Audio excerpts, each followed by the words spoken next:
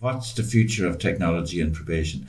I think you have to look at how practice changes, how society changes, and how the world develops.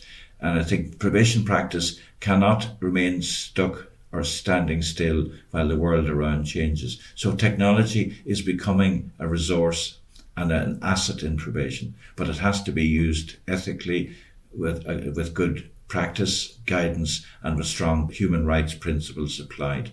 So it's about how we use the technology, not if we use the technology.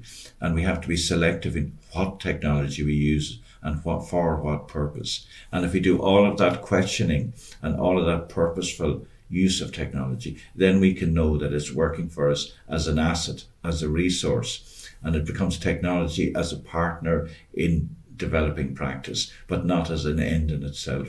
And I think that's the important thing.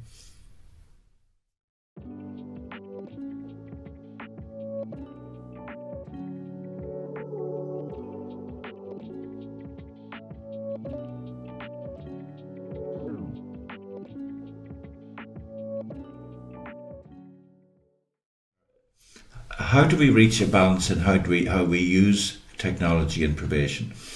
I think the most important thing is that we look at it purposefully.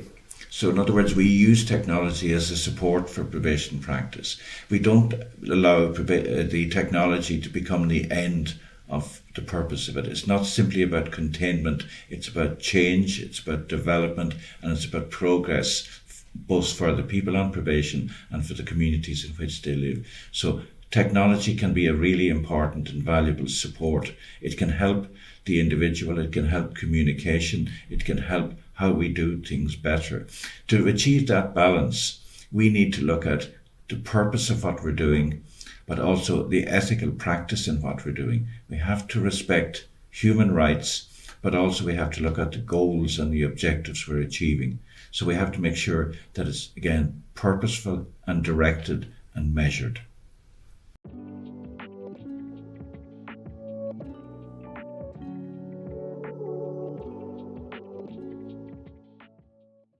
So you're looking at what is different in how we regard technology from what practice was like in the 1970s and it is now.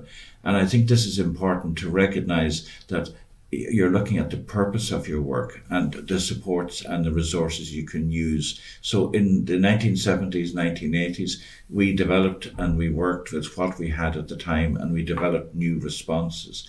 And as new technologies come along, we judge them, we manage them, and we measure them to see how they can add value and resources to it. And I think that's that purposeful use of technology. We cannot allow technology to be an end in itself.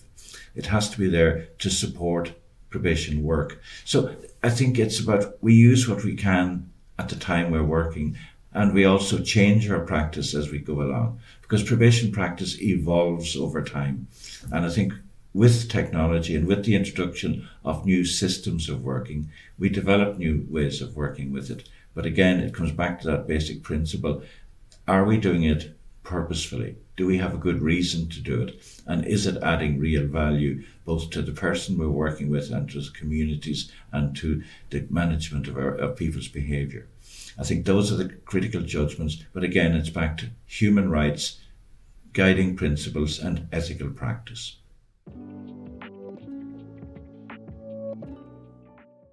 No, I'm not. I would very much say that I think all developments are good, provided they're properly evaluated, managed, and clearly and purposefully used. It's about principles and practice. It's about applying ethical judgments as we go along. And I think if you take any job you're doing, any job anyone is doing, you have to be thinking about the consequences and the effect of what you're doing. It's about looking at the consequences for everybody, and is it actually achieving the results that you want? And I think that's back to purposefulness and ethical practice.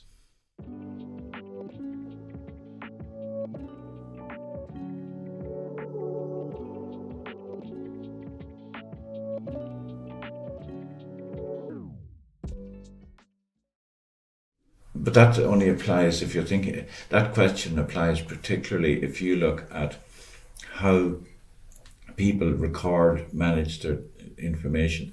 What if you look at how probation, for example, in improving recording, improving risk assessments, what they're doing is they're taking what was being done on pen and paper or in conversation before and managing it more efficiently and systematically, and of it bringing in a degree of consistency. And those are things that are always what we're looking to try and do. It's about improving practice, about adding value, and it's about how the technology improves what we're doing, makes it better, but also respects the purpose for which we're actually doing it in the first place.